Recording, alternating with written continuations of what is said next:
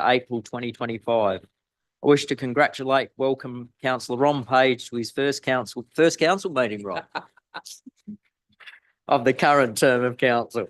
Ron was re-elected to council on the 27th of March 2025 through the countback election conducted by the New South Wales Election Commission as a result of the passing of Councillor Dave Gallagher. It is noted that Councillor Ron Page took the oath of office as councillor at the commencement of the Infrastructure and Environmental Standing Committee meeting held 22nd of April 2024. Congratulations, Ron.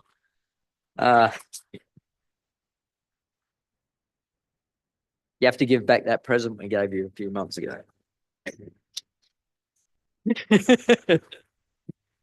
Pursuant to Council's Code of Meeting Practice Policy, 2 public forum sessions will be held during Council's meeting. 1 public forum session will be held following the acknowledgement of Broken Hill mining history, to hear submissions from the public on matters listed for consideration at this meeting, and to also hear submissions on general matters. And the other public forum session will be held prior to the confidential matters and will consider submissions from the public on matters considered by Council at this meeting only. All councillors undertook an oath or an affirmation at the beginning of their term of office and declared to undertake the duties of the office of councillor in the best interests of the people of the Broken Hill local government area and the city of Broken Hill, and that they will faithfully and impartially carry out the functions, powers, authorities and discretions vested in them under the Local Government Act 1993 or any other act to the best of their ability.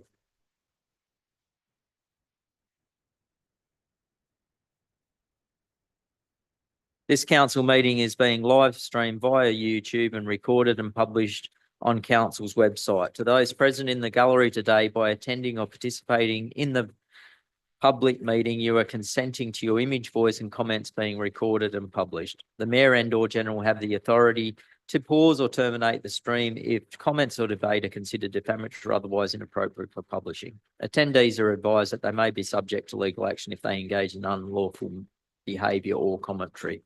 We have nil apologies. We have a leave of absence for Councillor Boland. Do we have a mover for Councillor Boland? Move that one.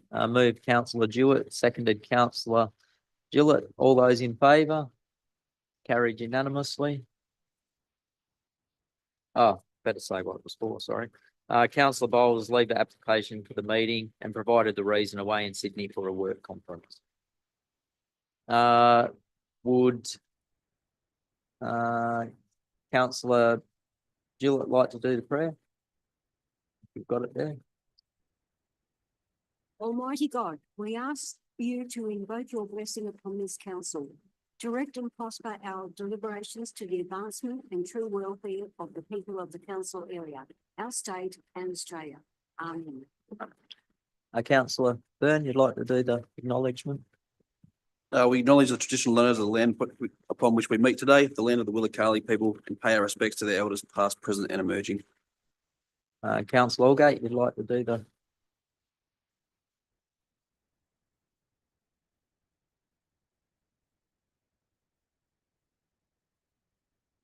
We take the time to reflect, remember and honour the over 800 miners that lost their lives and those that were crippled or maimed on the line of load.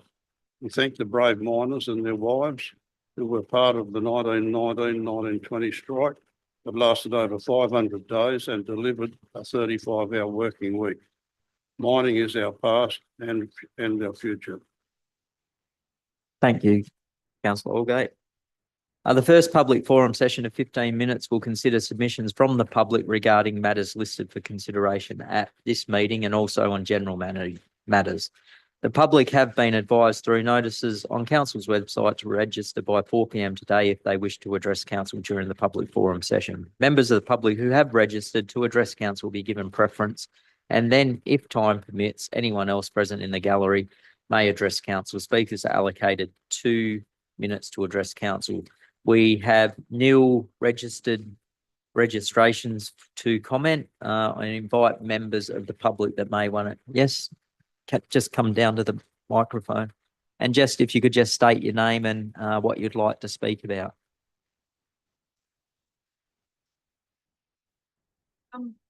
Hi Hi, everybody. Thank you for your time this evening.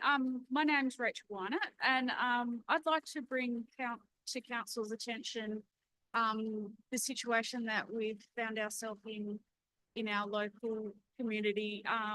We need to come together and fight with our local group Clubhouse. It's a free after school learning hub for young people in Broken Hill from the ages of 12 to 17 years old. At the moment,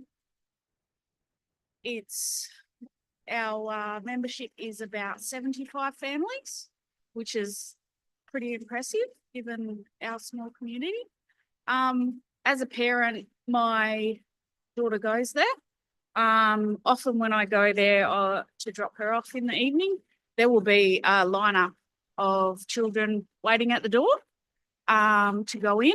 And quite often we're actually finding that the building is so full of teenagers and people wanting to join the club that they're actually having to turn away people at times. So the popularity of this group is absolutely there. It's a very inclusive group we found. Everybody's welcome and definitely made to feel part of that community. For example, like I've seen some teenagers that have been suffering from social isolation and some bullying in their school days. And when they come there, they're finding new friends, new connections, and their confidence. Even as just a parent going there and at drop-off time and pick-up time, I've been able to see their growth and their absolute joy every time that I visit. You know, for myself, my family, it's made a difference in all of our lives, not just my daughters from attending. We had a daughter that was quite anxious and timid, and she's got to a point now through going to this group where she's doing things like organising stalls at markets and doing different activities. So the growth in her self-esteem has been monumental, and I can see that across the board every day when I go there. The children are trying something new. They're trying various podcasting. They're using different technologies. They're doing the simple things like learning to crochet. They're learning sewing. They're painting. They are just connecting with each other. That time away from school where they can just relax and have fun and be interactive with each other and with adults, because the leaders there are quite they're very approachable and open, and they've really set a environment where the children feel comfortable and confident. It's something that's become very important in a lot of young children's lives that I've seen, and I think if we can support them through this tough time, it's really something that our community will benefit from. It's teaching them life skills, but it's also teaching them skills that could be pertinent to them opening a business or gaining employment in the future. So it's quite a broad experience that they're gaining from this club. Just a quick question. So what do you think what do you think the closure would cause to the kids, and what negative impacts would it have, Well, you reckon? From just seeing their response when the announcement was made, it was quite heartbreaking. A lot of them were tearful and quite fearful. They've gone ahead and done things like made their own social media groups to try and think of their own ideas of what they can do. So they're talking about, doing some emailing of their own and trying to action it on behalf of themselves. And they're trying to I guess, have a bit of control and get the adults involved, the parents involved, the council involved.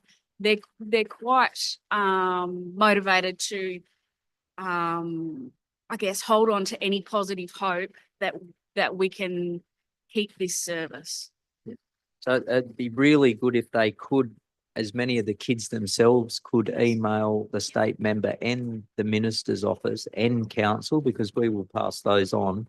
But it has a huge impact when the people that are affected the most, which are the users, the kids themselves, actually take a bit of a leading hand in it.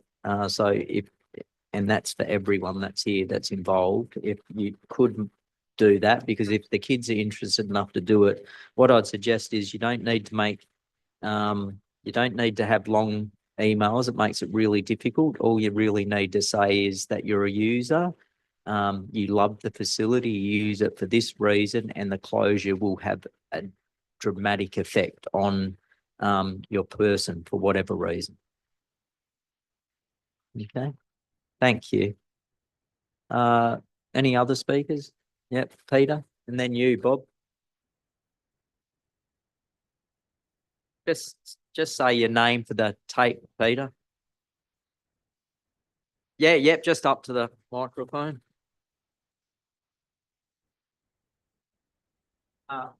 Hello, my name's Peter Hill, and I wasn't really intending to speak at this meeting or this council meeting, so thank you very much for the ability. I suppose I came to Broken Hill in 2020 with quite severe stroke, and got a lot of help from the actual people here in council, the library.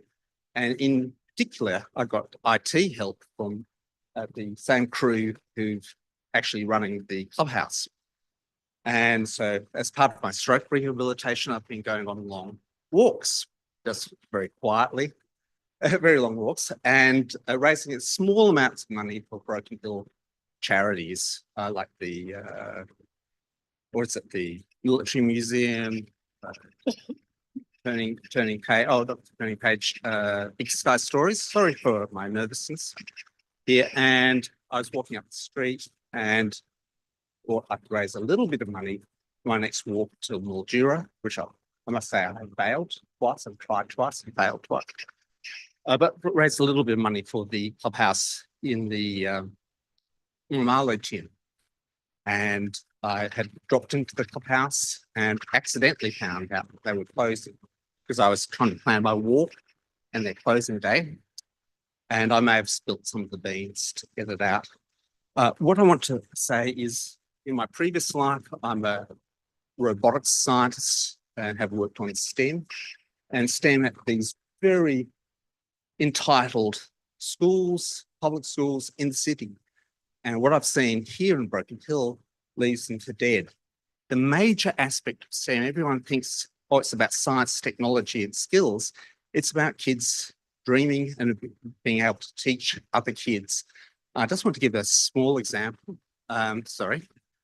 To do with crocheting. My friend, who's, you will know if you've been to the markets, crocheting, is helping a single kid at the clubhouse, perhaps tomorrow.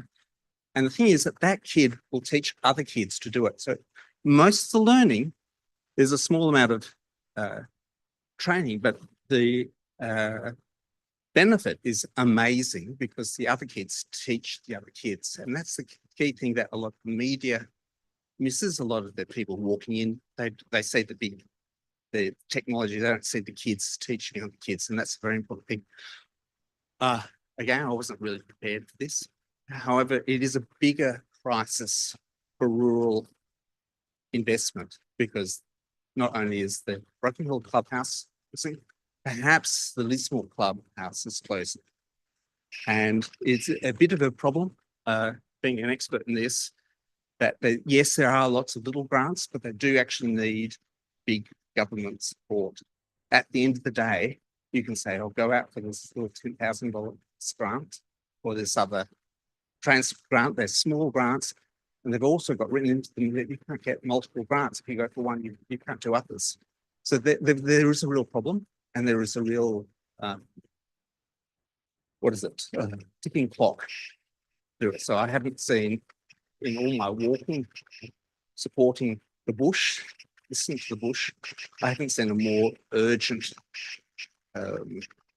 crisis, because these kids can't wait for a second chance. It's their chance. I should say that in my walking, I've encountered people who have gone into the clubhouse, Indigenous, socioeconomically disadvantaged parents. I can actually say that. And parents with multiple problems. The kids might be autistic, or they might be autistic. I don't use that particular word. I'm not an expert. I'm not trained for what I'm saying. So it's a real critical thing that at any point in time, as an Aussie, we stand up now to do it. Thank you very much. Thank you, Peter. Bob?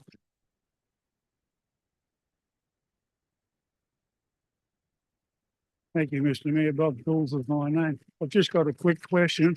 I'd like to ask when we can expect to see the Miners' Wives Memorial reinstated at the new town square, please. At the end of May. Thank you, Mr. Mayor. Thank you very much. No worries, easy. Anyone else? Been a while since you've spoken, Peter. Ben?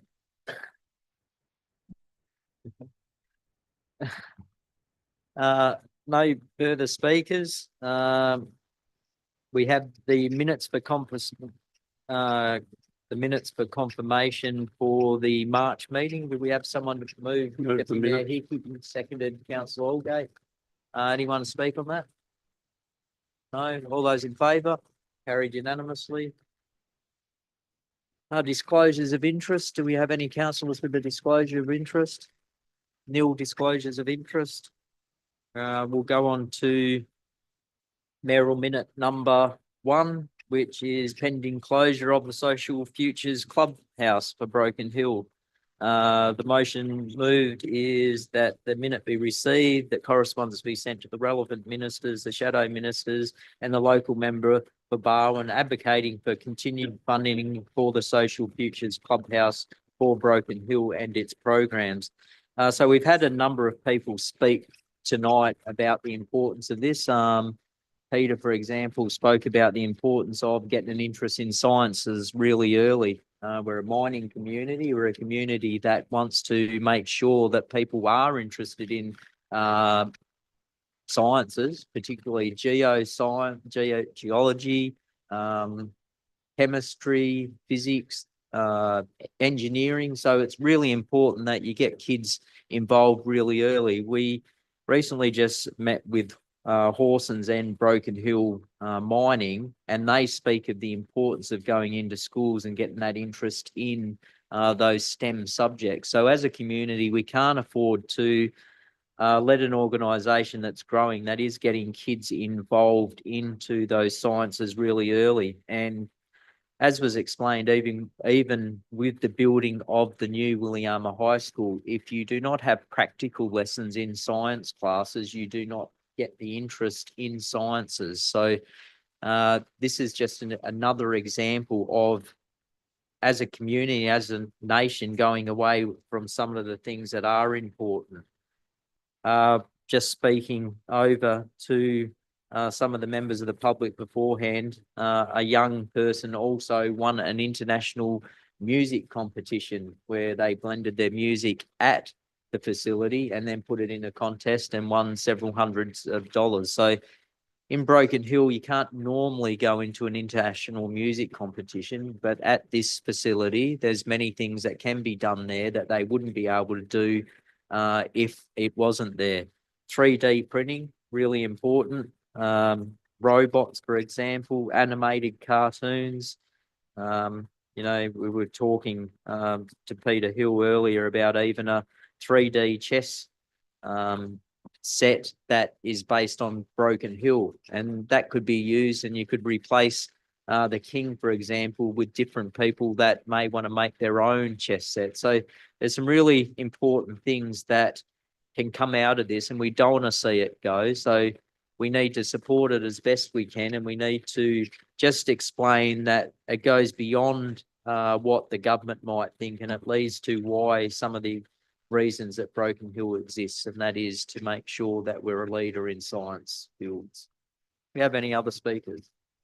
Yeah. Thanks. You're next, councillor Terrell, sorry. Thanks, Mayor Kennedy. I certainly didn't realise there were 75 families or thereabouts involved in there, and that's a lot of families and a lot of kids, and it's most important that we keep it. And I don't think the government would understand there is 75 families, because they probably don't get a lot of feedback on it, but it's obviously a very, very well worthwhile group, and it's got to stay. We've got to get some funding for it. Thank you. Councillor Turley. Thank you, Mr. Mayor. And I think for this group, I'm really curious, Mr. Mayor, have we been able to assist them to find alternative funding? Or is the issue around this funding round has been complete? I'm just, I think, how can we use our advocacy to open up doors for future funding to make sure it's sustainable? Yeah, look, really important, and the local member has also been helping the group, and to date there has been no alternative funding found. This was recurring funding, I believe, that has now finished. So we just need to, I suppose it's very difficult to get things going when it's getting close to closure, but we need to make sure that they understand that at least in the interim, they need to keep that going so we are able to find other funding streams. Councillor Page, did you want to speak on that? Yeah, yes, Mr. Mayor. The issue we're talking about now, that's a huge issue, not what's just on the page here tonight on this, because we've got further in the business, we've got about TAFE and whatever. So for the last 50 odd years, outback councils and shires have had to look around different other countries to get qualified, skilled people. Broken Hill in the report later tonight, I think Mr. Hickey's was involved in that, all the correspondence. But anyway, it's a huge issue, and unless we get to be recognised as a training hub for the rest of the outback, we will suffer like the rest of the outback has for the last 50 years. So it's great that the Deputy Mayor's pushing this, and we've got to make sure when you push it, the list of what we want done, demand they put a budget there for the money so we can achieve it, because most state and federal governments now, they've got billions of dollars, and the reason they got it, they're not spending it on these issues. So thank you, Mr. Mayor, and I think the Deputy Mayor will have a lot to say later tonight. Yeah. Thank you, Councillor Page. Any other councillors? Councillor Aldgate? I agree with everything that's been said, and I certainly agree with the recommendation in the report. The council's in a good position to lobby on behalf of this group, and I think everybody in the community realises that we should be doing whatever we can to support the young people in the town, and this is one way we could do it. And I would hope that by the council's efforts and the individual members of the group, as the Mayor said, if the individual members send emails to the various ministers explaining exactly what's involved and what's provided, stuff that's not provided in the school system, and it gives an opportunity to develop the younger people's minds and give them confidence, and whatever else happens. We have a duty to the young people, and unfortunately, as Councillor Page has said, the government is only concerned about the city areas. They're not concerned about Broken Hill as such on a serious basis. I suppose, I don't know how much the money is, but the money we're talking about is not insurmountable. It's the rental and the provision of services and whatever, but we all should do what we can. There's no doubt about that. young people and development of young people is important. Good, true. Any others speakers? Councillor Dewar? Just have a question, if anything, if I may, just wondering what sort of figure this funding, previous funding that's about to buy, roughly what that ballpark amount is that they're currently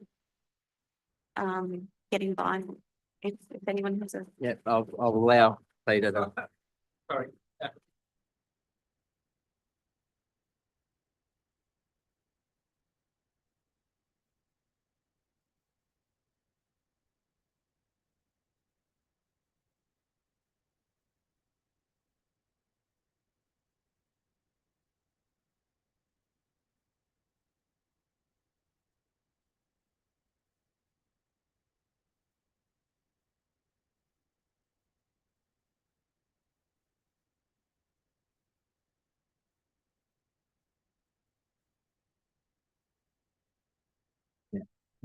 Sorry. So in reality, Hayley, it has to be a reoccurring funding that's able to provide enough funding to run the facility, employ the people that manage it.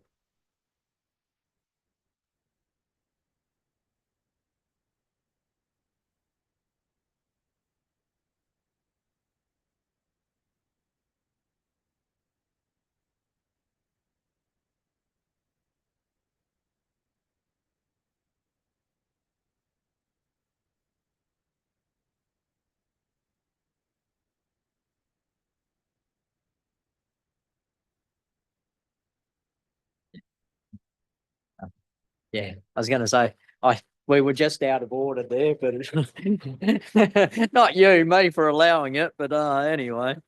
So if we have no further speakers, all those in favour? Carry unanimously.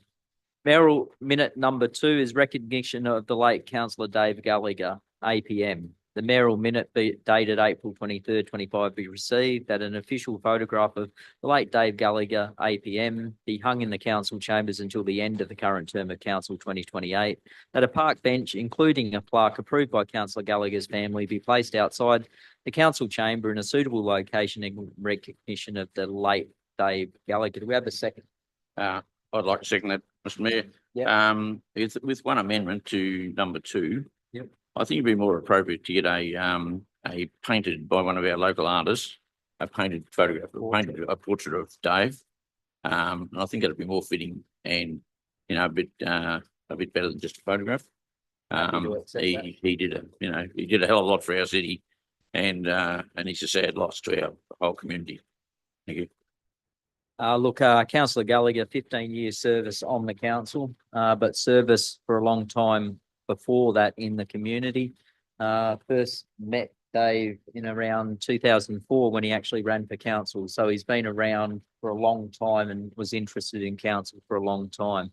It's one thing for councillors to retire after service in office. It's another thing to have a councillor die early on in their term. And with a councillor that has been a councillor and served the community for so long, I think it's only fitting that as a council, we show some sort of honour and respect of that councillor.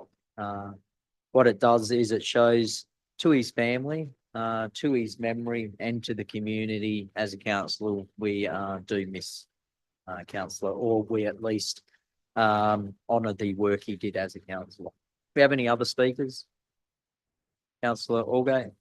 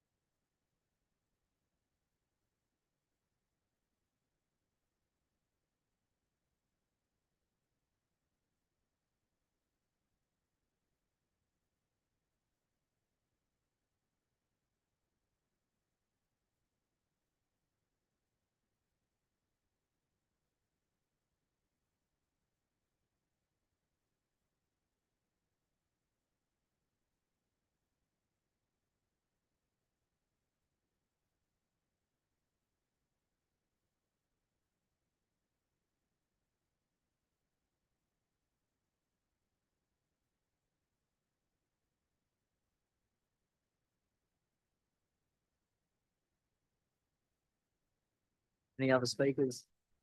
Councillor Page? Yes, Mr Mayor, he will be dearly missed, and the workload that he took on board was a credit to him. In regard to the painting, I don't know whether the Deputy Mayor had considered Jenny Catner. She's a magnificent artist and a true to life artist.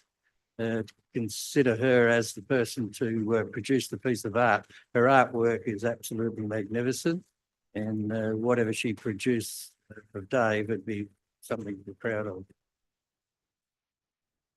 It'll be definitely checked out there and put out. I'll just you're quite happy for that to be left up to the. You're quite happy. We're quite happy for the manager to follow that up and look at different people that are back. Yeah. All those in favour? Carried unanimously. Item number 3, mayoral minute 425 dated April 30, 25 be received. The council sends correspondence to the member councils of the Western Division councils.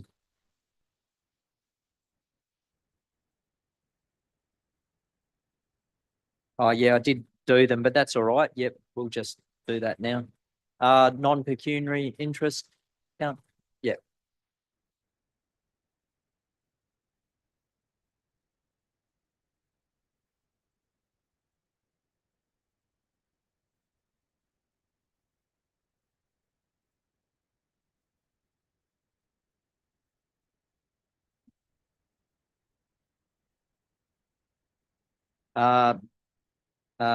So Western Division Councils of New South Wales requesting that they write to the remaining office bearer, Mayor Jared Marsden of the Cobar Shire Council, to request that a special meeting of the association be held to elect a new chairperson due to the passing of the late Councillor Dave Gallagher. And that the correspondence also requests consideration of amendment of clause 3 of the association's constitution to allow for non-financial member councils of the LG New South Wales to join the Western Division Councils of New South Wales. We have a seconder for that. Seconded, Deputy Mayor Hickey. The reason I moved this is the Western Division Shires Association been around since 1960. It's a long time organisation, one that the Broken Hill Council has been a member of for a good part of it. As was stated, without Broken Hill being the biggest centre in far west New South Wales and the Western Division, it's really important that we are involved in that. I think in the correspondence, it really was just a holdover clause from when the Western Divisions was an associated member of the Shires Association, which to be part of the Shires Association or an associated member, then you'd have to be that. The amendment then, once they amalgamated, it was put in that it'd be LG New South Wales. As all councillors here would know, or the councillors that were on the previous term, we did move a number of motions at the Western Division Shires Association to go off to Local Government New South Wales. All member councils received correspondence from LG New South Wales explaining that you are not a member of LG New South Wales and therefore you cannot put motions to the conference. So we had to put those motions in as individual councils rather than through the Western Divisions Association. By all accounts, the members want Broken Hill there and are quite happy to look at amending the constitution to ensure that Broken Hill does return as a member of that organisation. Do we have any other speakers? Councillor Hickey, Deputy Mayor Hickey. Yeah, thanks, Mayor Kennedy. I was deputy chair from Dave, so I'd pull out as well same time. But I think all the other councils certainly want us back, and there's other councils who are talking about joining us. At our last meeting, there was quite a few extra councils sitting there just on the side looking at it, just to see how it was run and what had happened. And there seemed to be quite a bit of interest in rebuilding that the Western run into quite a large body, you know, something like 13 different councils we could have up to in the Western District. So, you know, I think it's, well, we hope they accept us back. Thank you. Councillor Page and then Yes. Councillor Byrne. Mr Mayor, where does that leave us in regard to motions going to the federal one? I read in the business sheet today where Councillor Turley can vote on behalf of our council, but we can't vote. So where this, if this goes ahead, what you're proposing, that means we'll be back in. No, but they're just members of the Western Divisions. It's really important that as a Western Division council, we're able to speak to ministers. A lot of ministers go to that body. You probably get more conversations with parliamentarians at the Western Divisions than you might, for example, at LG New South Wales, particularly at the country mayors, for example, where so there's many organisations where you do get to speak directly with politicians. Mr Mayor, I'll make one comment. I, over the years, have seen where state and federal politicians will talk to you before the election, and I know you're nodding your head, and it's true. They don't want to talk to you after. So leading into election, we need to put some pressure on those blokes. We elect them and we can do the opposite, get them taken out. Councillor Byrne? Yeah, look, just a quick comment. Obviously, my position was well known, but about leaving local government New South Wales, but it was, a decision of the council, so I did accept that. But the wording, I'll just double check is that we're not advocating for any other council to leave. We just want to be a non-financial member. We want to just join the Western Yep. Divisions Council, so it's a different organisation. It's Yep. actually. Yeah, no, not I knew what the member. organisation Yeah, was. Just yeah, didn't want to say like, yeah. we're not going to advocate for everyone to leave. No, We're just no, going to try and rejoin that. No, yeah. Thank you. Mr Mayor, yes, I agree with what's been said. The important thing is, it's important for us to have a voice in that, in that group. And it's very important for that group to have us as a player involved. Without us, without the biggest council in the region, that particular organisation will slowly diminish without us. There's no doubt about that, and we need to be a part of it. Without a doubt. The Western Division is important to us, but we're very important to the Western Divisions. Any other speakers? All those in favour? Carried unanimously. Just wait for councillor. Someone want to grab councillor Turley?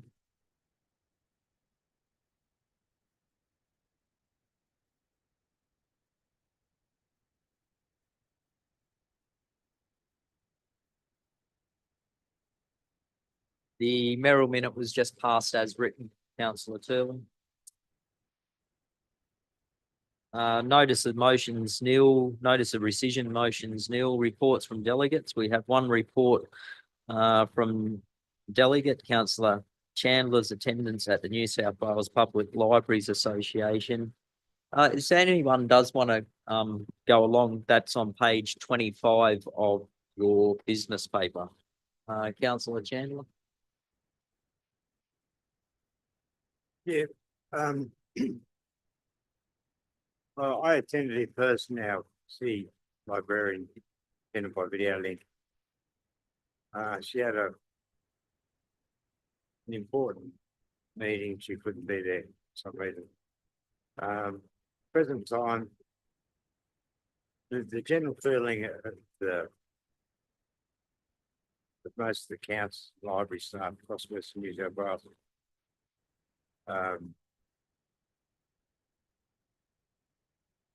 the membership of the library is up from previous years, but we think that's more in line with the cost of living's up. People are using their libraries more of a hub now, and we're getting more little groups, and that's why I think the membership's up. The other thing they discussed at the committee was price of trade and the price different councils are paying.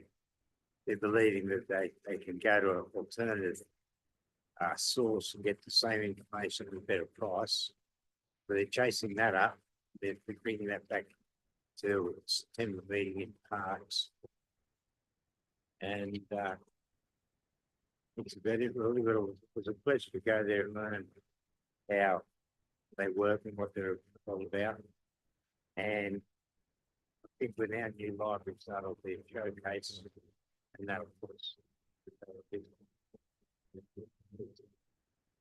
Thank you, councillor Chandler. Any other speakers? All those in favour? Carried unanimously. Item number 14 is Infrastructure and Environmental Committee report. That's on page 28. Adoption of the Heritage Assistance Grants Policy. We have a mover for that. Move that way. Moved councillor Allgate, seconded councillor Gillett. Councillor Allgate. Thanks, Mr. Mayor. Yeah, the Heritage Committee and Heritage Policy is an important one. And it's one that's given assistance to homeowners and people in Argent Street that have developed or that have improved their verandas and so on. The thing is that homeowners can get a grant of up to $1,500 for painting or for minor repairs to verandas or minor repairs to the frontage of their property. You know, it's a good policy, and it makes available funds that whilst it's only $1,500 maximum, it might be the difference between the homeowner doing up their house or not doing up their house. And we should be looking forward to supporting the grant situation so that those that intend to have their houses painted or some renovation work done on the exterior, that we support them by this grant. And I think it's a good thing, and we should. And the policy is a review of an old policy, and it brings us up to date. Councillor Taylor. Thank you, Mr. Mayor. And there's only a few minor changes for this update, but can we get perhaps just an indication annually about the access to these grants? We haven't had any reporting to council for some time about how many houses are actually accessing the grant program. So it hasn't been being used, councillor Shirley. That's why it's important that we do Yep. Redo that, because I don't know about other councillors, but a number of people have come to me to ask about the old heritage programs that we used to operate. And that's why it's really good that this has been put back to council. So at the moment, no one's been using it because it's been how long? 2019 was the last time the program had been used. When COVID, just the year before COVID. So the importance to go with this is how we advertise it. And again, if we can monitor the uptake of this program would be great. Thank you. Probably be the best way to start that, Captain Hickey. Thanks, Mayor Kennedy. Just a question, the use of the Heritage Advisor, is she only used, or they only used after council looks at something and decides to employ them to come and look at a heritage building or give advice? Who actually instructs the Heritage Advisor?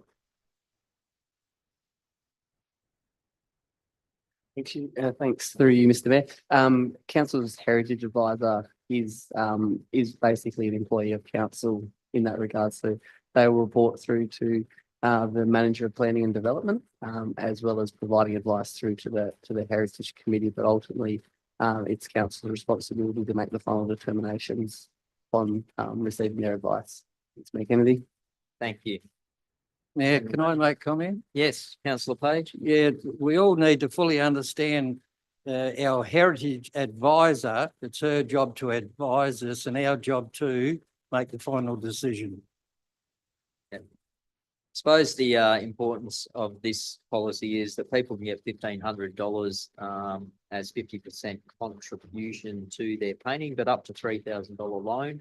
It also allows for verandas to be done for commercial properties of 20%, 20% grant and 80% loan. So it's a really good program, and it's a program that I know over the time that I've been a councillor has been well used and appreciated by many, and it does it shows the commitment from council to heritage in the city. All those in favour?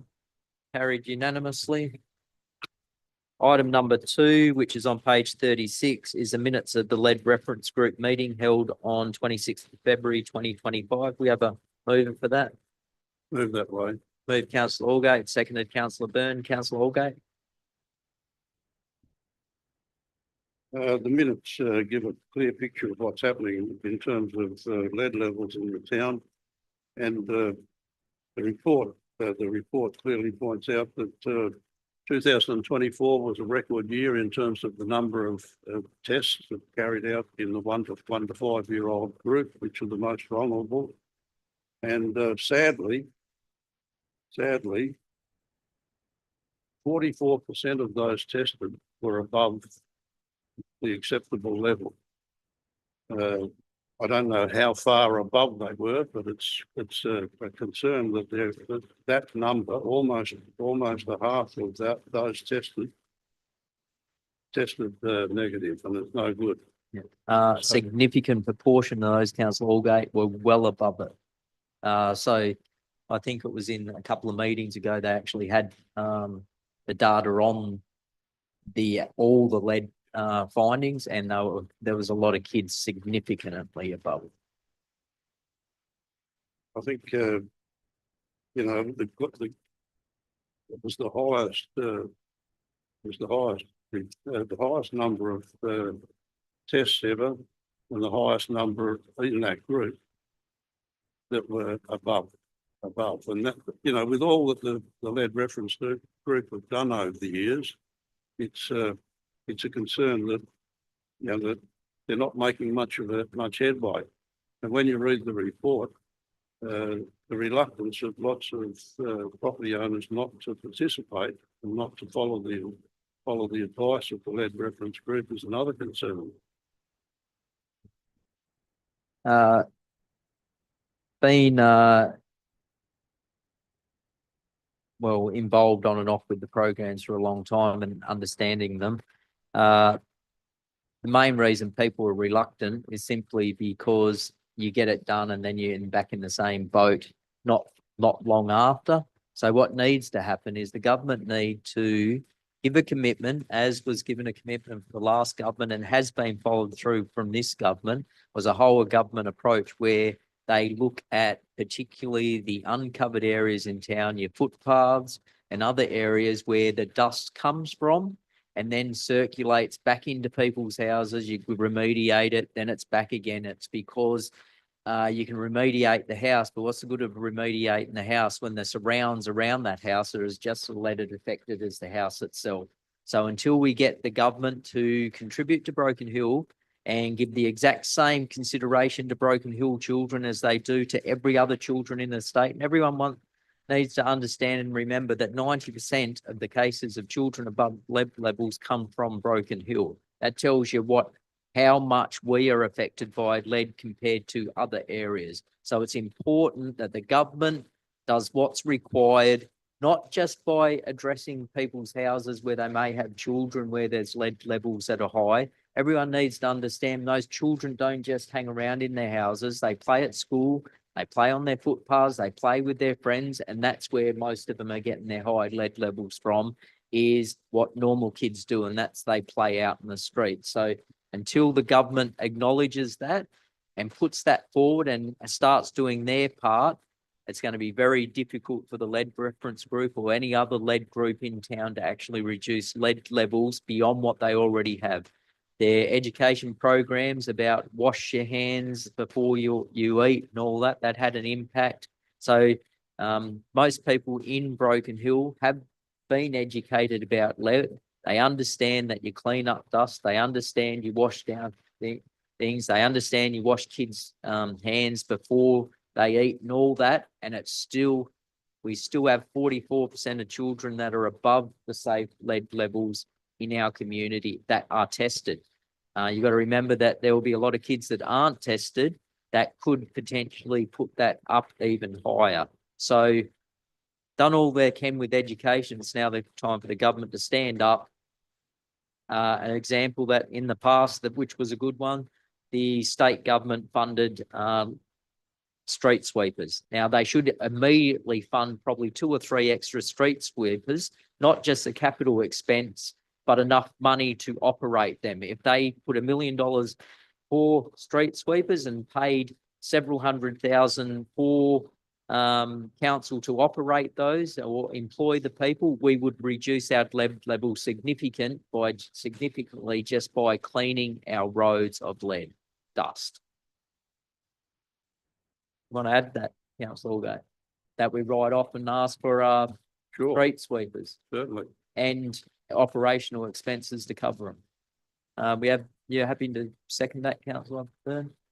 And councillor Page? Yeah, well, if we think back a few years ago, the health board in Broken Hill, Bill O'Neill was the chairman, quite a bit of funding came from that area for the street sweeper. 6 million, Yeah, including the street sweeper. It's time we approach that one Yeah. as well. All those in favour? Carried unanimously. Item number 1 of the Community Development Committee, event sponsorship, page 55 of the business paper. We have a mover for that. Mover for that? Move Deputy Mayor Hickey, seconded councillor Jewett. Thanks, Mayor Kennedy. Yeah, look, the items on it, the council provides $10,000 to the 3rd Broken Hill Sea Scouts to reduce participation fees and activity costs for the Golden West Region Camp from the 27th of September to the 7th of October to be held in Broken Hill. I think that's a magnificent thing to get that back to Broken Hill. I think I read 20 odd years since, or 30 years might have been, since it's been here. Kids and scouts, absolutely magnificent. I think it's great upbringing for them, and it leads them on to things in life that that a lot of kids miss out on. So I think that's a great one. Council endorsed the provision of $12,000 in-kind sponsorship to St. Pat's. But we all know what St. Pat's brings into the town and how important it is. It is in kind for the removal of garbage and things like that, and traffic control. So you know, it's a cost to council, but it's not a monetary cost. The third one that council endorsed the provision of 25,000 in kind support to the 2025 Monday Bash. Well, that's a no-brainer as far as I'm concerned. That the amount of people and that spreads from Dubbo to Swan Hill, the amount of towns that gain from that Monday Bash, and Broken Hill, they're coming in and they're going out, and people are coming back and talking about it everywhere that you go. People talk about the Monday Bash. I think that's the most important. Perfect Light. I don't know that it was a real success this year, the Perfect Light Festival, and I think they do need to chase some of their own sponsorship up again, like they had before. But leave that in and work on that as we go. Thank you. Any other speakers? Councillor Jewett? Yeah, only just to agree, so I seconded the motion and the recommendation is written really well. And 100% agree with Deputy Mayor Hickey. The Scout seems absolutely fantastic. Has been for 3 decades since, and can bring 260 visiting families. We all know what St. Pat's is about and what the Monday Bash does for our community. And yeah, with the last one, with the Perfect Light film, we'll just see how it goes in this next year and revisit. No other speakers? Just a brief one on the Sea Scouts. Very good community group that actually helps council out with most of its functions. So well worthy of the grant. All those in favour? Carried unanimously. Item number 2 on page 59 is the minutes of the Youth Advisory Committee meeting held on the 11th of February. We have a move for that. Move the recommendation. Move councillor Allgate, seconded. Councillor Chandler. Councillor Allgate, Nothing to comment on. just received. Any other speakers? All those in favour? Carried unanimously. Item number 1 of the draft community strategic plan, page 67. Have a mover for that. Move councillor Turley, seconded. Second. Councillor Jewett. Councillor Turley, you'd like to speak to that? No, Mr. Mayor, well, just a quick comment to say that while it's out for 28 days, we should really try and encourage the community to read and spend time seeing if it fits their needs as well as our delivery. Thank you, councillor Turley. Any other speakers? All those in favour? Carried unanimously. Item number 2 is the draft workforce management strategy 25 to 28 for public exhibition on page 116. Do we have a mover for that? Move that way. Councillor Allgate, seconded Councillor Turley. Councillor Allgate? Well, not a lot to say about that, but it's important that the draft workforce management strategy 25 to 28. It lays out the purpose of developing the workforce to a degree that they can provide and develop and work efficiently and productively in the community. It's really about setting up the workforce to provide the needs of the community as they occur and provide those needs in the long term into the future. That's about all I can comment on. Councillor Turley? Yeah, Mr. Mayor, I'm curious if there is going to be any consultation with our staff and getting ideas from them about how this strategy would be strengthened. The General Manager will just briefly speak to that, Councillor Turley. Thank you, Mackenzie. Plan is consulted with the staff. So obviously, the basis around it is around the strategic direction of council and how we as a workforce are going to be able to accommodate in that and service the needs of the community. So we hold a number of functions each year and specifically a one-day function of all the staff group where we actually look at and focus on improvements that we can make to deliver that strategic plan of the council, but also come up with ideas and ways around recruiting new staff, ensuring that it is growing our own around training and education and what our workforce are looking for. And in particular around that growth and transition across multiple departments. So that's fundamentally the basis that develops this plan. We obviously have small focus groups on the workforce management plan within the staff as well, and then it goes through our employee consultative group as well on this plan. So it is a plan focused on developing the workforce, and I think we have a majority of the feedback from the staff on it. Thanks, Mackenzie. Mr. Mayor, can I just add to that around particularly with our new library development? It'd be interesting how our library staff are giving feedback about how we can grow and retain our staff there. Thank you, Councillor Turley. I do believe we're getting a new library manager soon, so that'll be something that would just be part and parcel with the employing of that role, I'd say. Yeah. Thank you. Yes, look, it's a really important document, and if you have a read of it, it actually is a very interesting document. It lays out how council operates. It lays out how council's workforce is made up of, what demographics, where they are. So there's a lot of important information in that document, and I appreciate that it has been given to councillors. And I appreciate the fact that it has been done in general, because what it does is it gives guidance, and it does make a difference if you have a document that does outline not only strategic plans for how we are going to do or implement things, but it also runs in line with the employers and employees required to carry it out. All those in favour? Carried unanimously. Item number 3 is the investment report on 152. We don't have Councillor Boland here tonight who likes to move this one. Do we have a mover for that? Councillor Byrne, you got a bit to say? Seconded. Seconded, Councillor Allgate. Councillor Byrne. Economic climate and whatnot. Luckily, we've got a diversified portfolio. Yeah, was that as good manager of finance? Well done. We have any other speakers? Councillor Allgate? Only to say that we are lucky that we have the staff that we have. In uncertain financial times, through the efforts of the people involved in finance, we are doing quite well. Yeah. And I'd be happy to get the interest rate that the council has been able to get. Mainly because of the amount of money, the large sums that we invest.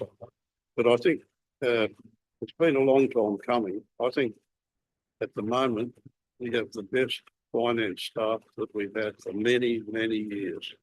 Well, there you go. You I better give I'll a clap, second that, Mr. Mayor.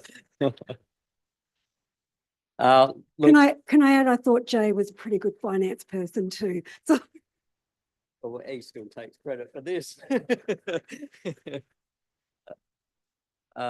Yeah, look, we were lucky to miss the crash because of most of our money is getting good returns in safe banks. So well done. Councillor Page, do you want to speak on that? No? Oh, you I was just going to say Brownie's an all-round nice bloke as well as a good financial manager. All those in favour? Carried unanimously.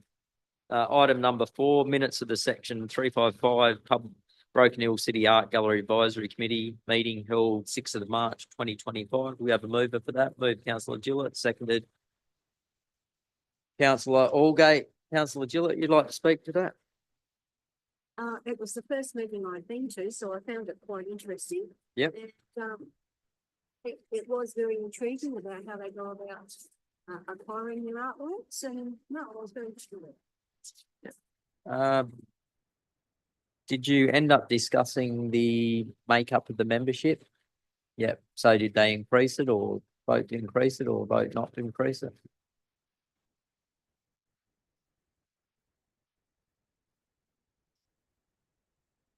It went up, didn't it? Yeah. Yeah, we're going to ask. Yeah. Yeah. And no one had a problem with increasing it? No, there was a problem when I did ask if the committee could have more say in what's coming through the gallery. But I voted down on that, so work on it. Right. Councillor Byrne, you'd like to speak? Yeah, just a quick one. Look, we had that discussion last meeting about increasing the members, and let's just hope that, an increase doesn't increase the number of non-quorums and non-meetings. So let's hope that, that's a positive move there. Thank you. All those in favour? Carried unanimously. Item number 5 is the Broken Hill Education Working Group meeting held 19th March 2025 and April 9, 2025, and a recommended amendment to the terms of reference. Do we have a mover for that? Move the recommendation. Move Councillor Allgate, seconded Councillor Byrne. Councillor Allgate, you'd like to speak to that? No, I don't wish to do that. I think the mayor and those people that are on that committee might be better to put forward what's happening. I understand that a lot of good work has been done, and perhaps those that make the decisions in Sydney will consider, the value of the propositions or suggestions that the council members made. I'm sure the mayor can comment much further. Look, it is a really good group, and it's a group that's getting more vocal, and there are a number of new members there that are from the Williama PNC. They had quite a bit to say. I can acknowledge that I have no doubt that the education department, particularly Prue Carr's office, the Deputy Premier and Minister for Education, is and has been very open to listening to the community, and I have no doubt that they will continue to listen. I don't know if that's because they always plan to or was pressure from the community. So I thank the community for all the effort they've done to make sure that they did criticise an extra small school. An extra small school would have had devastating effects for the Broken Hill community. We now are looking at a school that is built for around 700, but is quite capable of being 900, with the basis for the school, that being common areas, administration areas, etc., being built for the and toilets being built for the size of 900, which means that it'll be planned right from the start, a school of 900, not built on later. They were very open to additional staff rooms for teachers. They also acknowledged the importance of shade in the area. They acknowledged that it would be a 3-story building, which leaves plenty of room for expansion. They will have a woodwork and a metalwork room, which is still less than what we'd like, but they will keep the current building there that was built by the federal government, which will be able to be operated as an industrial arts room as well. They also, the science rooms, which are only 2 that will be completely decked out as labs, they will look to at least another 2 additional rooms that will be semi-lab orientated, which will be able to give practical lessons in that. So we're getting a much better school than we were told about at the very beginning of the consultation period, when it was first spoken about an extra small school. But that doesn't mean as a community, we don't continue to push to make sure that we get everything that we need. They are much happier. They know the community are much happier. So much easier, because in reality, there's not much difference between getting complete negativity from what they're doing to get complete positivity. So definitely moving in the right direction. The Department of Education chief person for the area will attend all meetings, or he's put into his diary now that he will attend all meetings of the Broken Hill Education Working Group to make sure that he gives as much up to current information to the members of that meeting as they can. Councillor Byrne?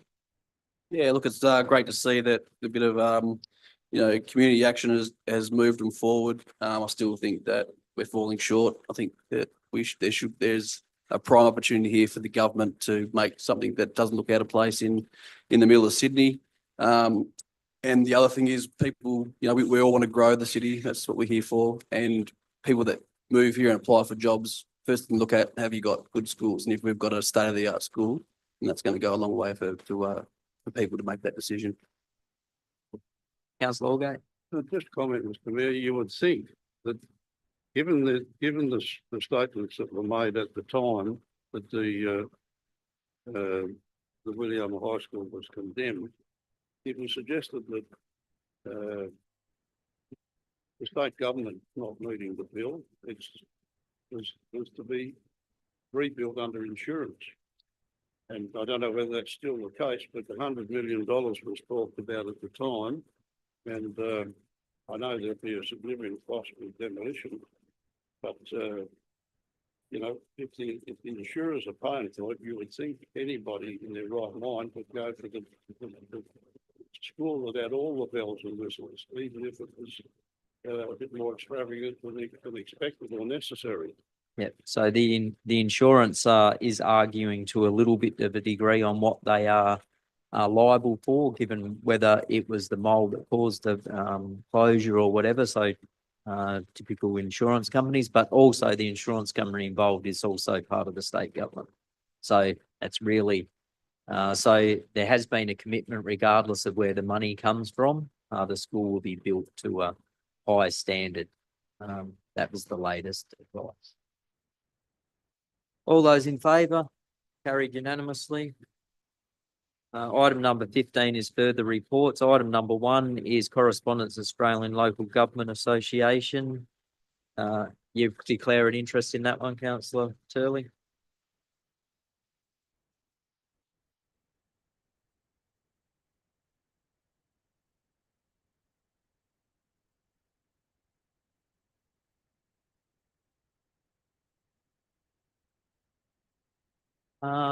We have a mover for that. I'll move it, Mr. Mayor. Councillor Allgate, seconded. Second. Councillor Jewett, Councillor Allgate. All I'll say is I think that the correspondence that the council received is an absolute insult. An insult to this council and to this community. And if I said what I feel I should say, I'd probably get a code of conduct complaint lodged. Okay, well, guess what you're going to say then. Any other speakers?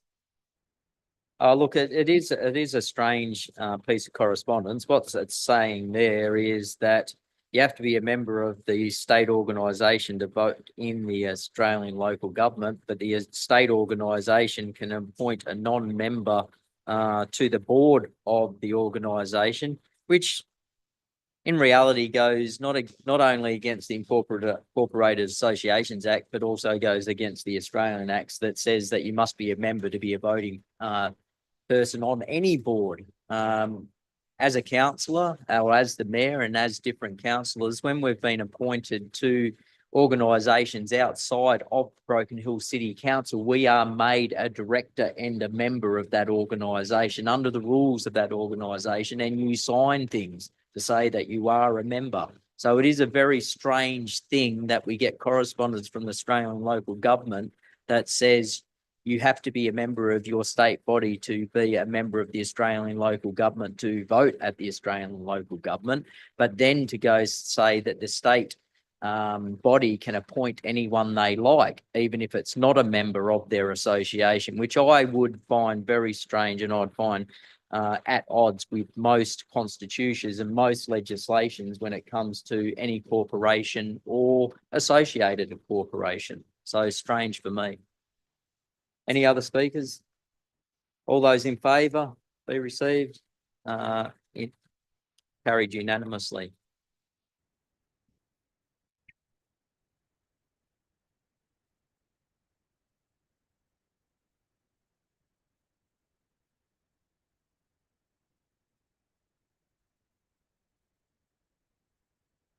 Just carried as written, councillor Turley. And just if you could say what your interest declaration was for that one and the Western Division. Sorry, I did. I recorded it with Lisa, but you didn't go through it at the beginning. So it was a non-pecuniary. I did go through it. Non-pecuniary. It's written in the. Yeah, but you still have to give a reason, non-pecuniary. Because I'm president of the Australian Local Government, vice president of the Australian Local Government Association. For the Western Division one? Because I'm an advisor to the Board of Local Government New South Wales. Had to think about that one. I know. Thank you. Item number 2 is on page 206 is correspondence from TAFE New South Wales. Deputy Mayor Higgy. Move that way. Seconded. Councillor Byrne. Uh, Deputy Mayor Higgy. Yeah, look, Mayor Kennedy, when the TAFE scenario come up, I really think we should send a letter thanking Minister Steve Wine and also Roy Butler, our local member. They jumped on it immediately from about 10 o'clock in the morning by 5 o'clock that afternoon. The process stopped to remove those machines, and they given a guarantee that they would work through it with us. They have since come back. We had a good meeting with Steve Wine in Broken Hill and also one of the senior guys from TAFE. And I'm sure Prucar sent them out here straight away to get it organised as part of that thing, because we spoke to her as well. They're going to get new machines, 4 new machines down at TAFE and keep 8 of the old ones. So 4 will go that were tagged to go out. So there's been a working group set up in town between all the engineers and myself as a council rep and TAFE to implement the classes to get them back and get them running. Most of the engineering firms have agreed to take on more apprentices if the classes will run. They've also found a teacher for TAFE that'll come and do the 14 hours a week that TAFE are offering. So the ball's really rolling, and it's just great. We've had 3 meetings so far with 20, 25 people there at each one from the engineering groups, which I think is fantastic. I think it's all because we just got what happened was bad, but it turned out to be good for Broken Hill. And I think it's the beginning of TAFE kicking off again, because even some of the other ones, Tronox, have agreed now to take on 4 apprentices, which they weren't doing before. So it's quite good. Very good. And we've also had the people from the schools coming around, taking 2 buses to 2 of the engineering posts, taking kids to have a look, see how they work, see what they're happening, and try and get it started back into the schools, because I'll talk about that in a second about the the Williama High School, but that's part of that thing is to try and get education back into the schools to start apprentices early. So they're thinking about that. They can see with the career. They know it's not just a muggers game anymore. You can earn a couple $100,000 if you're any good at, as a fitter or, a tradie, with the mines and that, and there's a lot of money about. So I think it did very well. Thank you. Thank you. Councillor Byrne. Yeah, look, we took the words right out of my mouth, and it was pleasing to see that it worked so quickly, and there was a teacher advertised on Seek very quickly. Fitter and turning is definitely not a mugs game. It's a very important, especially in my line of work. And you could be a fitter and turner one day, and the chief operating officer of a mining company the next day, as my father is. So, I think you saw everyone's got to start somewhere. So number 5 was the bank. Yes, you wanted to add that to, you happy to second that, Councillor Byrne? Thank Minister Steve Wan and local member Roy Butler. Mr. Mayor, can I just make comment? If we could apply for funding, so council could organise pre-apprenticeship for the young ones coming on, that does play a big part. I've seen a story on the TV today. Other locations have done this pre-apprenticeship. Broken Hill has done it. And I think if we can get the funding, we've done it in the past, we can do it in the future, Mr. Mayor. Is that for councillor If- Page or? for- No, just in general, last time council done it, it was open to the whole community. It was a huge success, but we need to apply for funding so we can achieve an outcome in the future. Like Similar to Skillshare or something like that. Oh, well, the up at TAFE, it was done through TAFE, Yeah. the pre-apprenticeship, and then a lot of, well, not a huge amount, but blokes have come up to me over the years and said they got their start by doing pre-apprenticeship. And Broken Hill kids now are going through a pretty tough time. If we can get the funding from federal or state to run the pre-apprenticeship program, I think it'll be a big plus, not just to us. We should be a hub for all the outback. I've said it earlier tonight.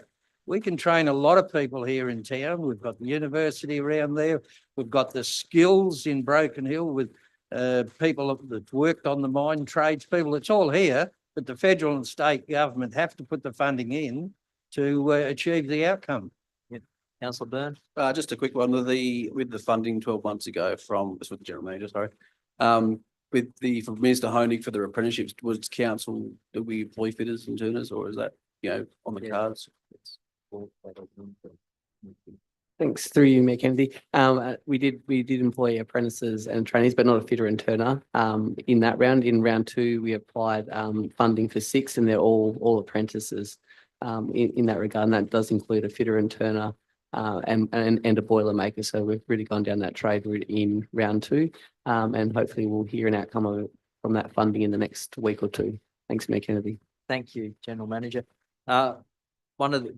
One of the things that were brought up when we did meet with Minister Steve Wan, that they are open to different ways of doing things other than what's written in legislative game.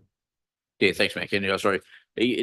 Because they have a minimum of 15 per class, and I argued against that, in remote areas, you can't get 15 for every class. It's bloody impossible. And he did agree to that. And he did say, look, I'm not going to say you can have 6. I'm not going to set a figure. But if you get a number for a class, and if you get, say, 9, and I agree to, and TAFE agrees that we'll run it through Steve Wan, the class will go on even if some pull out. It will go on until those apprentices finish their course, which was a major thing, because there's no good having 5 still there and they pull the course because they can't go away then and finish them. So we had to get that guarantee from him, and he did say that's what would happen. So, yeah.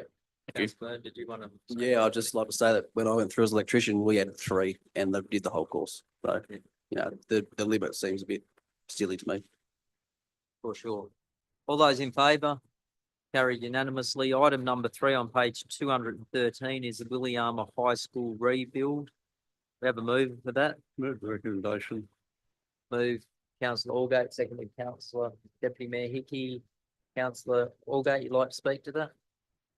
Only to say that we've covered the Williama High School a fair bit in the previous matter, but I found what was pleasing was the last paragraph of the Deputy Premier of New South Wales, through Car MP, who's the Minister for Education and Early Learning. The last paragraph, which I'll read out, I know the abrupt but unavailable closure of the Williama High School was extremely challenging for many in the community, particularly staff. That is why the government acted decisively. I strongly believe with your support, we have the opportunity to deliver a new school that will inspire confidence in the future of Broken Hill and showcase the exceptional public education that your local area delivers. I thought that was quite reassuring. I agree. Council Deputy Mayor Hickey. Yeah, thanks, Mayor Kennedy. Look, the meeting and Minister Carr obviously sent 5 of the top teachers or just top education department out here. And I believe they were told to make things happen. What about the Williama High School? Because they agreed to everything we said in the Mayor Kennedy, that we didn't get knocked back on anything. They explained the whole thing. They were really, really good. I asked for a letter from them to back it all up, and they had it to us within an hour and a half of a meeting finishing, with everything documented of what they'd said, so that it's all sitting there. I thought it was an excellent meeting, and I think, and I'm now on the committee that goes forward with that, the action committee on the Williama rebuild. And I think, it's going forward and it is happening, such as the demolition, and they told us that papers have been signed. So the demolition has been organised, and should start within weeks from now. Thank you. Yeah. Any other speakers? All those in favour? Carried unanimously. Item number 4 is upgrades at the Broken Hill Airport to support larger aircraft during times of emergencies on page 222. Do we have a mover for that? Go that way. Deputy Mayor Hickey, Second. seconded Councillor Allgate. Deputy Mayor Hickey. Very disappointing we got knocked back. Very disappointing we got knocked back again on that second round.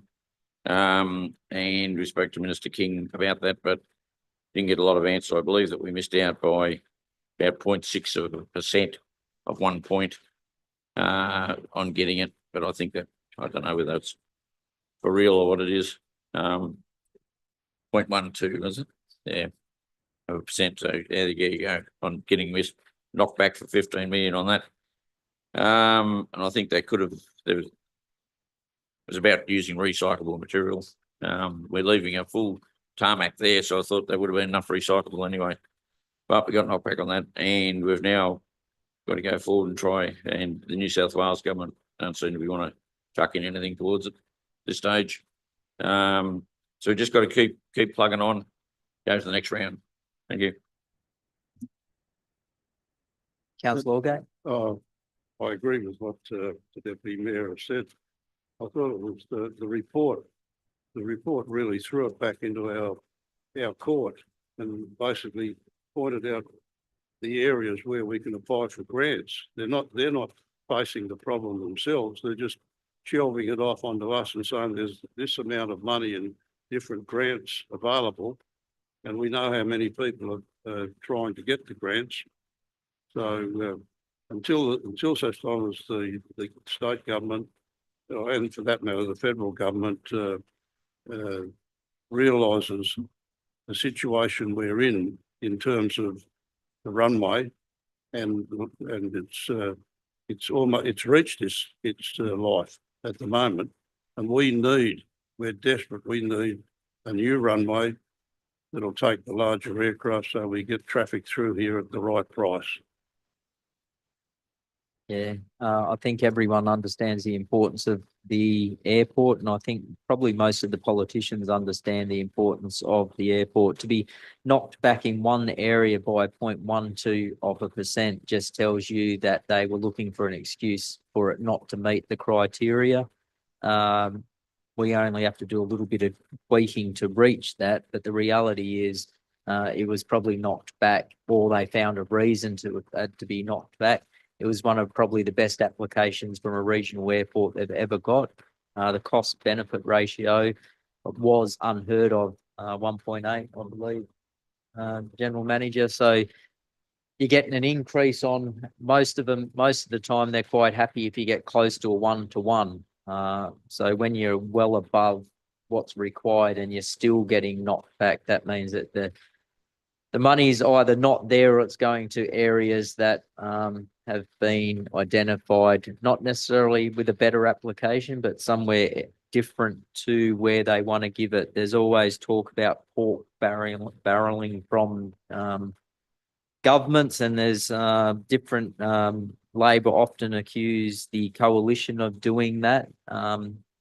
What I know and what I have seen is if you are ignoring the Broken Hill Airport, you are doing it not because it was the best application, you were doing it because you had somewhere else, and that's fine.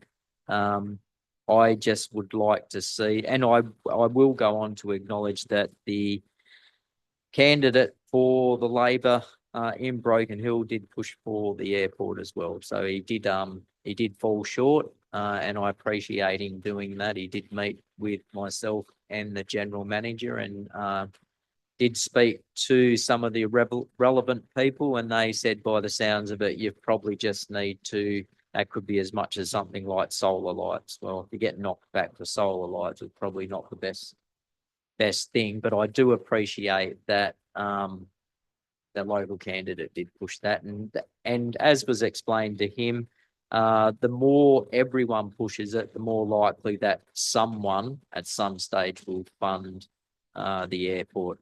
I know that the state government is really committed to at least giving us letters of support, maybe not putting in money, but they do acknowledge the importance of the airport to not just Broken Hill, but the Far West New South Wales. All those in favour? Carried unanimously. Item number 5 is appointment of the delegate to vacancies on the 355 committees and other committees and working groups. Do we have a mover for that? That's on page 230. Move councillor Turley, seconded councillor Page. Councillor Turley, you'd like to speak to that? No, well, Mr. Mayor, I think we had said that we'll hold this over to make sure that councillor Page's count out had been completed, and I'm happy to support this recommendation. You're happy to accept all those, councillor Page? All those in favour? Carried unanimously. Item number 6 is the delivery program incorporating draft operational plan, inclusive of statement of revenue policy and draft schedule of fees and charges. It's on page 233. Just for people in the gallery, that's where your rates are set and your charges for the year. Deputy Mayor. Yes, Mayor, can you move that way 1, 2, and 3? And number 4, I'd like to move that option 3 be adopted with a change in option 3. And the option 3 is this option includes the difference in revenue not raised in the previous year and moves 1% of total rates revenue from change of business to mining to counterbalance the movement in mining land valuations that occurred as a result of the revaluation. All other categories to remain the same. Now, what that would mean is business would reduce by 1%, mining would go up by 1%. So yeah, I'd move that way. We have a seconder for that? Second that. Yep, councillor Aldgate. Speaker, councillor Byrne. Just like to clear that up, when the option 3 currently says from residential to mining, you want to change that from business to mining. That's correct. Want to explain with reason? Yeah, look, I think the mining, with Parillia will come back a bit still, even with the revaluation. CBH or RAS will increase quite considerably, and the 1% will add about 40,000, but it will also come back off the business, which I think all businesses are doing it pretty hard in Broken Hill. It's not going to make a huge difference to residential, maybe $36 to residential, so it's not going to be that big a harm there. Whereas to businesses, it will be quite dramatic because I know they're all suffering. They're all doing it pretty hard. Thank you. Others, councillor Byrne. Yeah, look, obviously this is a wealth of effort has gone into this plan. congratulate the finance team. We had that briefing and they are working extremely hard on this. Like the director of finance said, there's a lot of work that goes into it. Just for comment though, like, yes, you've put up for option 3 and I agree with that, but, and I know it's only 1%, but could keep for more, council to continue to try and rely on mining, 17% is a significant slice of our budget. And with, the fickle nature of mining and their land values that are as tied to declining reserves and commodity prices and things that we just aren't out in our control. I think previous councils have been advised to we should be looking very hard at other ways to try and relieve the stress on the mining companies and find other ways of trying to fund the council. Do understand completely what you're saying. So just for clarification of people out there, it still result in a reduction for Carillion of near 2% in rate revenue. Their rates won't be going up this year, it'll be going down. The increase is significantly from the RASP, which is not because council moving the 1%, it's because of land values. It caused a significant increase in the RASP, which caused a reduction in Carillion's operating revenue. So council wasn't out to punish Carillion. Carillion will still be paying less than what they would have if there'd been no revaluation. I suppose the difference between the mining ratings and other ratings around, your land values don't have such a significant impact on the amount that you did. By the same token, I'd be reluctant if there was a huge increase in rates for the mining companies across the board and wouldn't be open to that as much as the reason that it has happened. Some of the reasons I think that it's important that for the business rate reduction particularly is some of the amounts of businesses that have been closing around Broken Hill, and people need to understand is rates is a significant part of that. When I say rates is a significant part of it, most of them are renters, but they must cover the cost of rates. So sometimes the rents are higher than what many businesses can afford. So when council first did this back in 93, I believe, when they did the structure, business rates were put considerably high. So it's about 17, it's only about 9% of land values, but pays 17% of the rates. And that was fine when we had booming businesses, but as businesses have started to struggle, as a community, we have to look at ways to ensure that we keep businesses as financially viable as possible. As was saying about, it's important that we make sure our mines are financially viable as well. They're our biggest employers still, and as a council, we promote our mines wherever, and it was evident when we did have a blackout how much we tried to help the mines. And as saying, if this increase resulted in Carillion paying significant more than what they were, I'd be opposed to it. It's not, they're still paying less. The RASP are going to pay more because of the valuation. So that's the reason I support it. Councillor Byrne. Just to clear up, I wasn't speaking on behalf of Carillion. I've been in the mining game for 21 years, and I've seen, the decline in reserves, the fluctuations of prices and production targets lowering, and, we nearly lost a mine last year. So, I'm speaking mining in general because that's my background. Yeah, and I agree. Yeah. Any other speakers? All those in favour? Councillor Page, Councillor Allgate, Councillor Jewett, Councillor Chandler, Councillor Gillett, Councillor Hickey, Councillor Kennedy, for, against? No, you're for. Councillor Turley and Councillor Byrne for. So carried unanimously.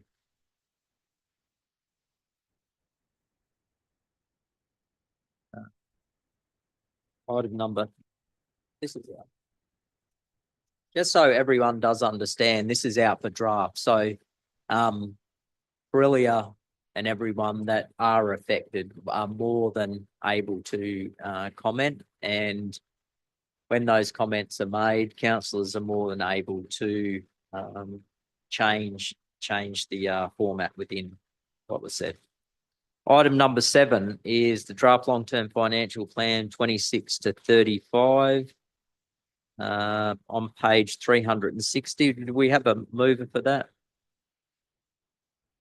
Moved councillor Allgate, seconded councillor Jewett. Councillor Allgate. I think it's a good report. The council emphasises the fact that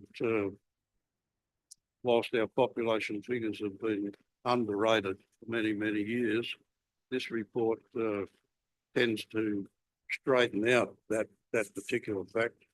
And the report proves that we expect our population to grow, not significantly, but initially, but eventually. You know, when you look at the meeting we had with Horsens the other day, and then there's the Hydro Store, and Cobalt Blue in a couple of years will be back into full steam.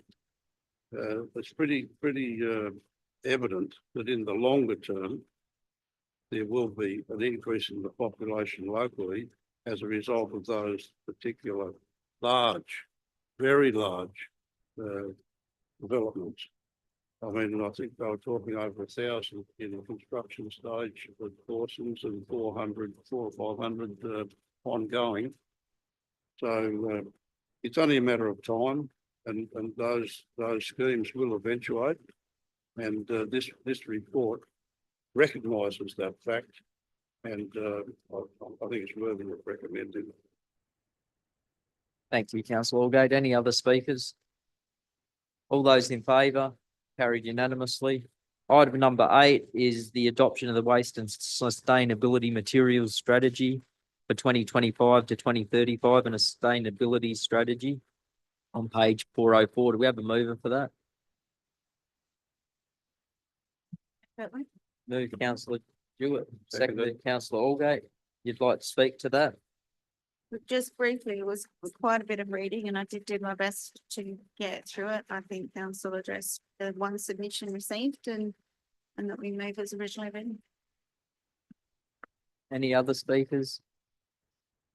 No, what I found interesting in that there was the submission that was given to council spoke about Hydrostore being a carbon polluter. I don't know how that was come up with. And that's the reason council changed its strategy to 100% renewable. As was explained in the correspondence, that was changed because council could no longer do its small solar generation, near 5 megawatt solar plant.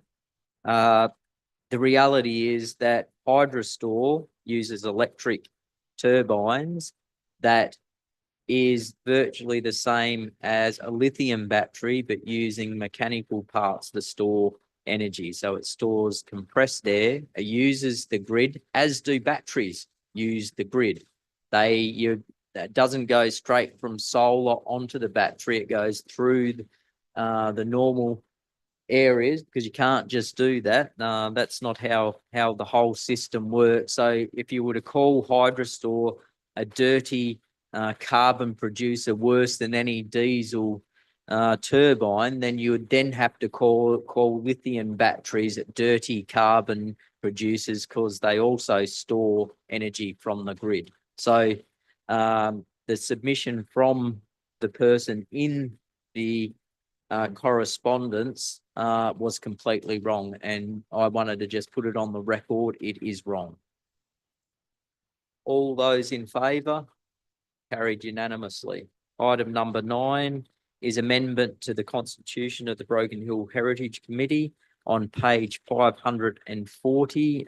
Move councillor Turley, seconded councillor Byrne. Councillor Turley. Look, thank you, Mr. Mayor, and I'm pleased that the Heritage Committee is going to continue.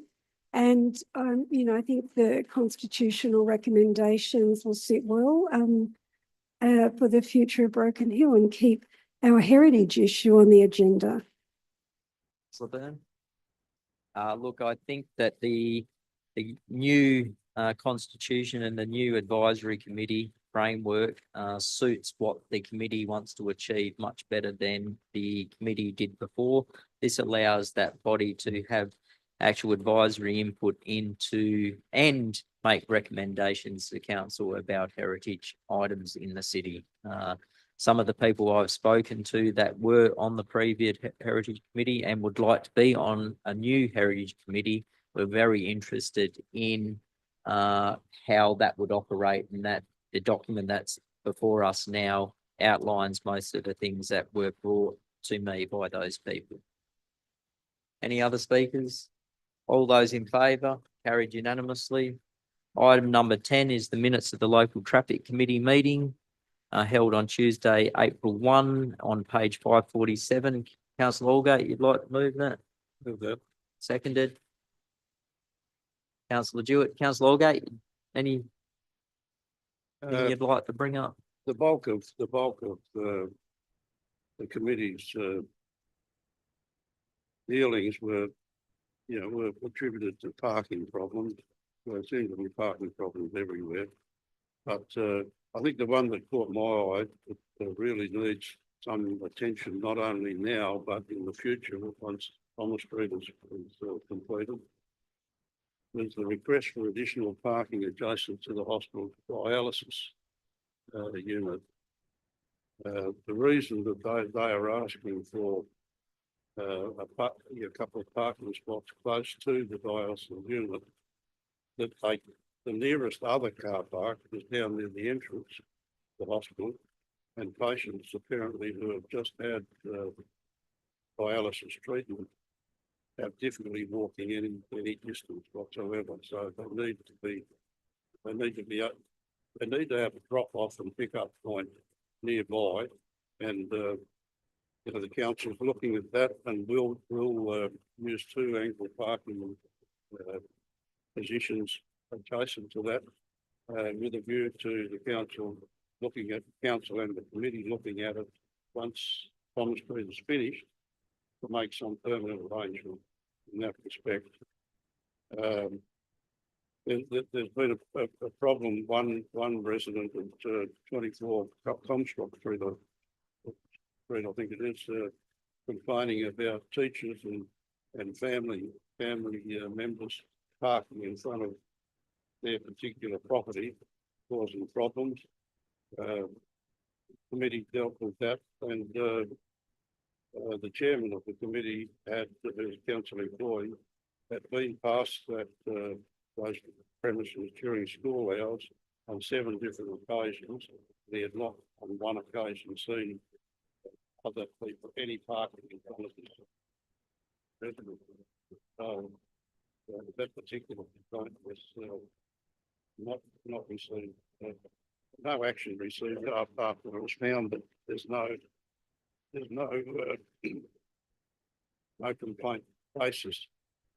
Also, we talked about policing wife earlier, and there's a request from the policing wife club to put a bus stop close to the police boys club.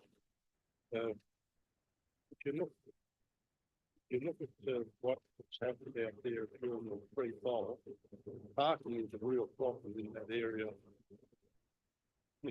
Anyway, to consume, I don't know how many parking spaces the bus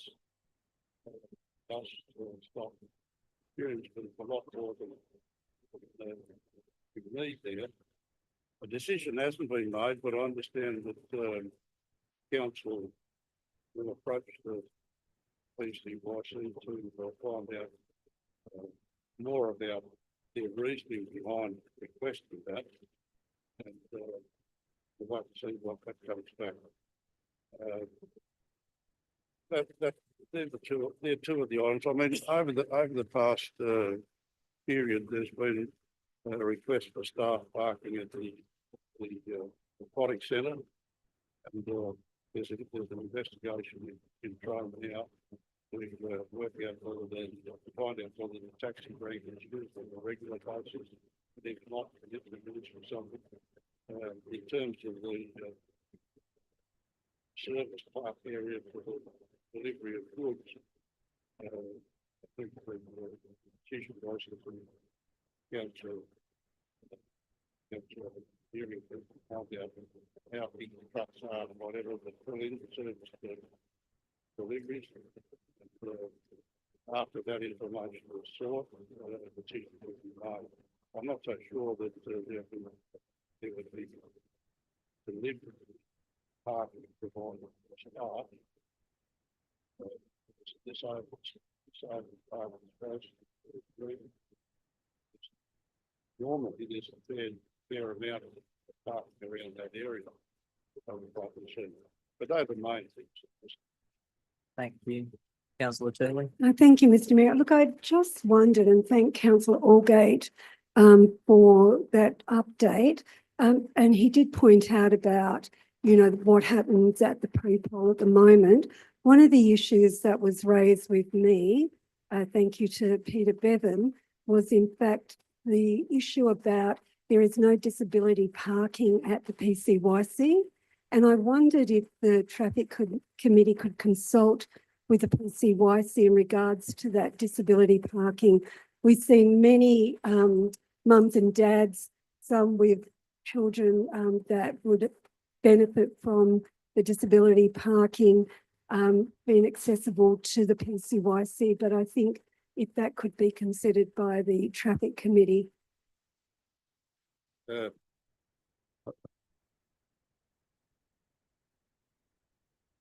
look after that. I'm just an observer. Mr. Mayor, I wondered if we could refer that to the technical services Yep. staff. Thank you. Yep, easy. Any other comments? All those in favour? Carried unanimously. Item number 11 is the action list report. Do we have a mover for that? Moved councillor Turley, seconded councillor Byrne. Councillor Turley. Just moving it, Mr. Mayor. I'm not making any comment. I think we should honour Dave and not make any comment. Move on. All in favour? Carried unanimously. Item number 16, questions on taken on notice from the previous council meeting. We have a mover for that. Moved councillor Byrne, seconded. Councillor Jewett. Councillor Byrne, you'd like to speak to that? Just as written, yes, ma'am. That's on 588 for people that are following it. All those in favour? Carried unanimously. Item number 2 is questions on notice. Councillor questions taken on notice at the March meeting. Page 590. Do we have a mover for that? Moved councillor Turley, seconded. Councillor Jewett. Councillor Turley. Mr. Mayor, there was, thank you for the update, particularly the question I asked about the replica picnic train. Does that mean that the conservation work is being considered before it deteriorates any further? Manager. Through you, Mayor Kennedy. Not at this stage. It's not on the list, so it would need to be a motion from council if it's going to be budgeted for. Staff received the quote back from the company that's carrying out the preservation work on the category 5 and category 4 item, or category 5 that's currently being completed, and category 4 items that have been budgeted for in the upcoming 2025-26 budget. The replica of the picnic train wasn't included in that, so if councillors wish for that to be included, there would need to be an amendment to the budget. Thanks, Mayor Kennedy. Thank you, General Manager. All those in favour? Carried unanimously. Questions for the next meeting? Does any councillors have any questions for the next meeting? No. Move on to item number 18. Second public forum session. We'll consider submissions from the public regarding matters that were considered by council at this meeting only. Speakers are allocated 2 minutes. Is there anyone in the gallery would like to speak? No. Item number 19 is confidential matters. There's 2 confidential matters. If people want to stay around, can we have a motion to go into confidential session? Move councillor Byrne, seconded councillor Page. All those in favour? Carried unanimously. So it shouldn't take long.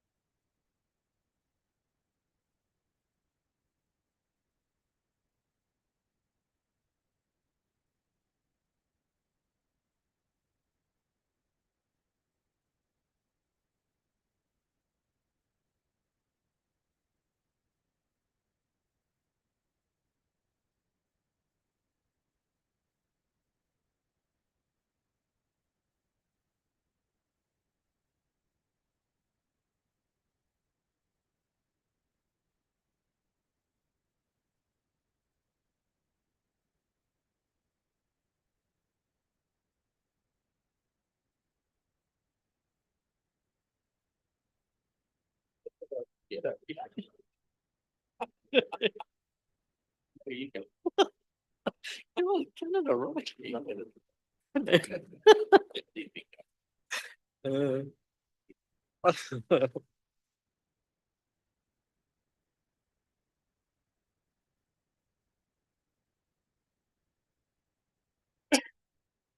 Where's Canada, right? Anywhere else? So we can handle.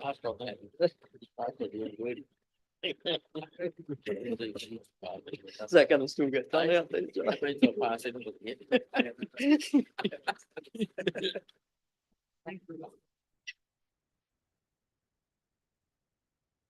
Thank you, everyone. The general manager will just read out the resolutions passed in closed session.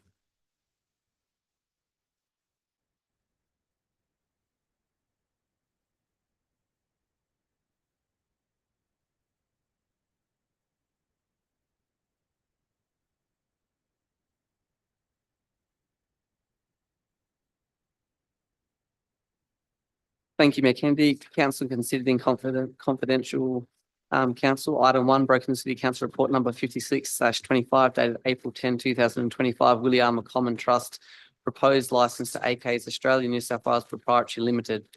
Council resolved 1, that Broken City Council Report number 56/25 dated April 10, 2025 be received.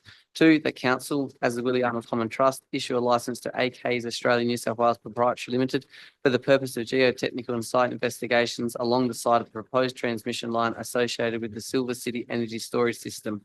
3, that the license duration be for 12 months with the option to extend for a further 12 months if required. 4, that the general manager be delegated to negotiate the terms and conditions of the license agreement. 5, that the mayor and general manager be authorised to sign and execute the document under the common seal of council. Item 2, Broken Hill City Council Report number 57/25 dated April 14, 2025. Quotation number Q25/3, reconstruction of Cananda Road, Phase 1. Council resolved 1, that Broken Hill City Council Report number 57/25 dated April 14, 2025 be received. 2, that Fulton Hogan Proprietary Limited be awarded the contract for Q25/3, reconstruction of Cananda Road, Phase 1 for the supply, laying and compaction of asphalt at a cost of $248,080 excluding GST. 3, that the mayor and or general manager be authorised to sign the works contract under the seal of council if required. Thanks, Mayor Kennedy. Thank you. That brings the meeting to a close at